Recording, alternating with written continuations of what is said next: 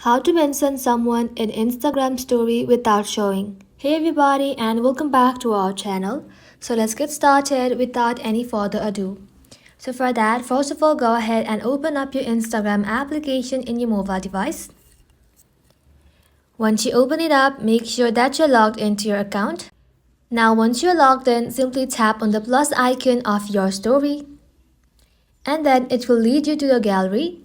From here, choose a picture that you like to upload on story and then simply tap on your story at the bottom of the screen. Now once the story is uploaded, simply tap on more at the bottom right corner. From here, simply tap on add mentions. Now go ahead and select the person that you like to mention on your Instagram story and then tap on add.